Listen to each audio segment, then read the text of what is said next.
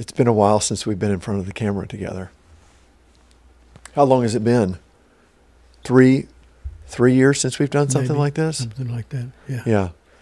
Well, that's about our timing. I mean, it's actually really good for us. Normally we're about 10 years behind. So I think we're doing well.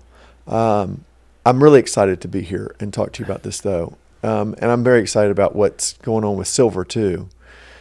Yeah, it's a big day for silver. Yesterday was the big day, but silver closed over 37 again. And today it's been up as much as $1.50. It's like been to 38.50 or so. I don't know where it's going to end the day, but the point is it's made the breakout. And the minimum target is $40 but that's really not that's not really the target. Probably by the end of the year it'll get to $50. Wow. Something like that. I mean, that's the all-time high. Yeah, and I've been thinking about something. The thing that's been driving gold is, of course, primarily central bank buying. Of course, there's Chinese public buying too, but it's been primarily central bank buying. I think with silver, the key phrase is poor man's gold. Poor man's gold. I've heard that before. And the reason I say that is gold now, a 1 ounce gold coin is $3,500. And most people, the vast majority of people don't have $30,000 to put on gold at one shot, or $50,000. I'm talking about the retail public, but they can buy $2,000 worth of silver or $1,000 worth of silver. Right. And they look at both gold and silver and they say, which one do I want to buy? And they realize that silver has basically not jumped anything like gold, has barely gained, and is just now crossing into new high territory, new high from 2011. And so I think once that ball starts rolling downhill, it's going to gather speed really fast with silver. Well, let's go back for a second, because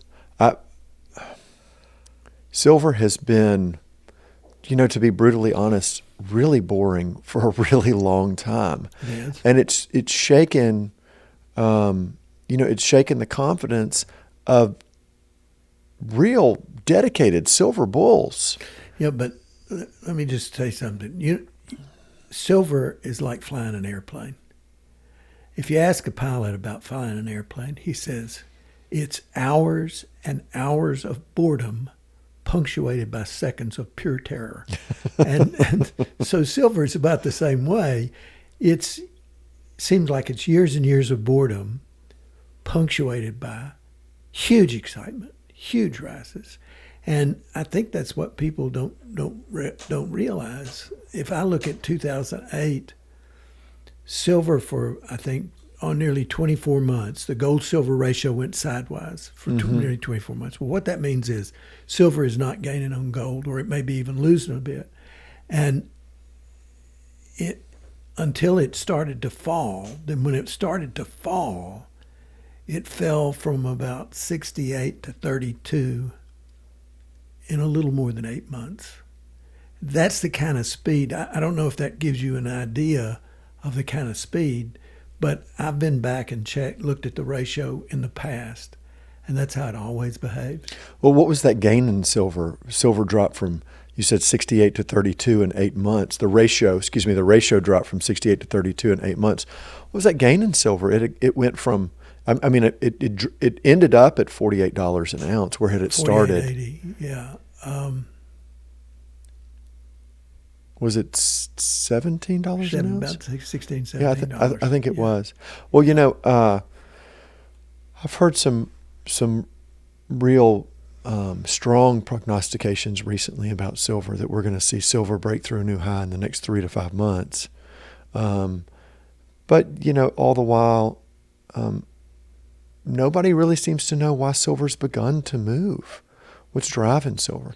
Well, now there's a lot of speculation in the same way that nobody really knows who the driver has been in gold. There's a lot of people think that it's China.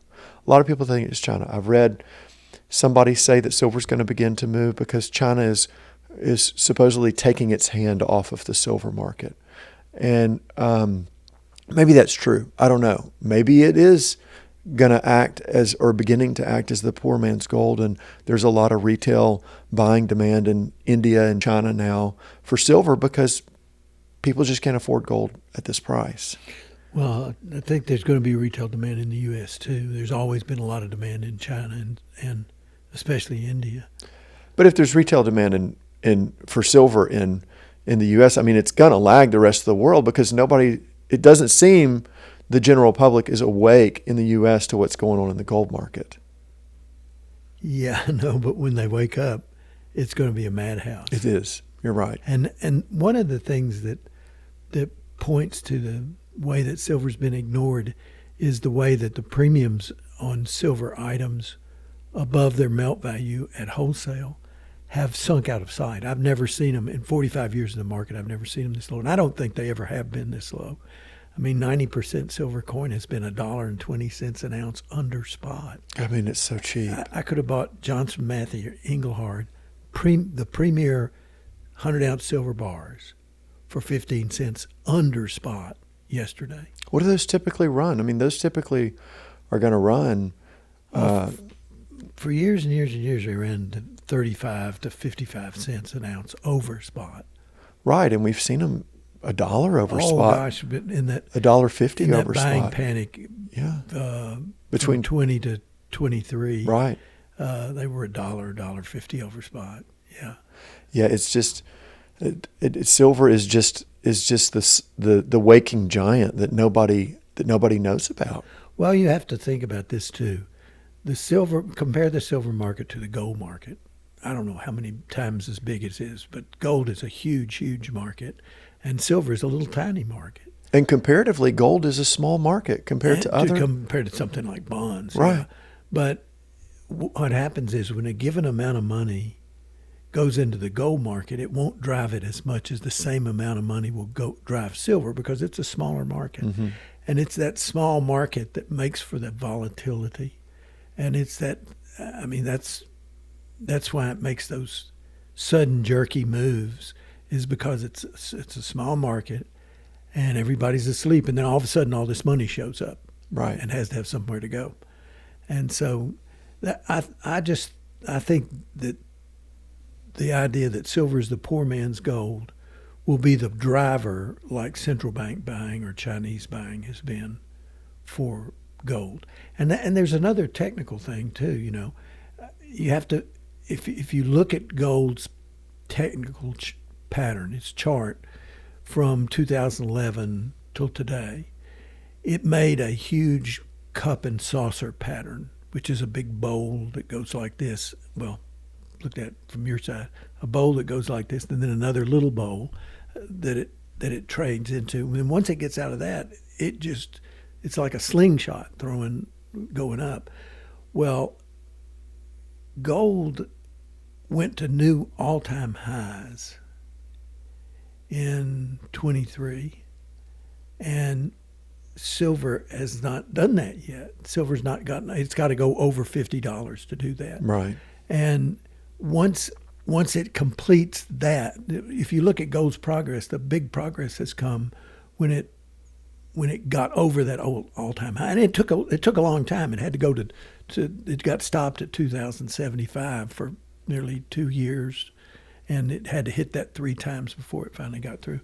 Well, silver now is getting ready to repeat that performance. What that means is that when silver gets over $50, it's going to do the same thing that gold did when it got over $2,070.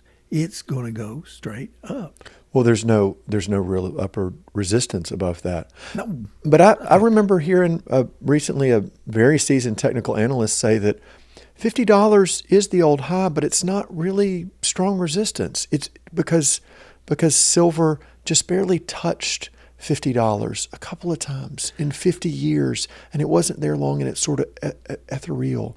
It's sort of this wisping break. Do you agree with that? That because There's- I was there in 1980, and silver did not hit $50. It hit $50, okay, but it didn't stay at $50. Right. It hit $50 for a few days, and then it came off of that. And now if you go back to 2011 when it hit 48.80, it didn't stay there long either. Right. It stayed longer, actually, down around 38, 37. That's why we're seeing this now, because that was where the resistance and support was. So now that it's through 37, there's really just wet cardboard above it for resistance. And once it gets over 50, what's going to happen? Everybody's going to turn around and look at themselves and say, "Hey, what have we been doing all this time? Right. Why have we not been buying silver?" Right. And Right. it'll go nuts. And now's the time. I mean, now's the not the golden opportunity. Now's the silver opportunity, So right? the silver lining. How about The silver lining. But I think silver, people have been saying, and this was proof that this was about to happen. People have been saying, some big people like Goldman Sachs, for instance, said that silver is decoupling from gold.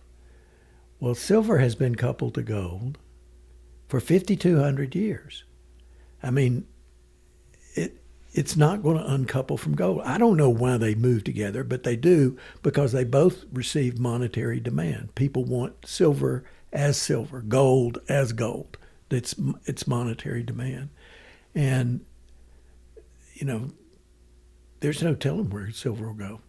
I mean, literally no telling. But we know, by looking at the ratio, we know that every time there's a bull market in silver, no matter how crazy it gets, like it went to 100 to 1, and the ratio it took 100 ounces of silver to buy 1 ounce of gold in 1941. That was when Roosevelt was manipulating the silver market. That's another story.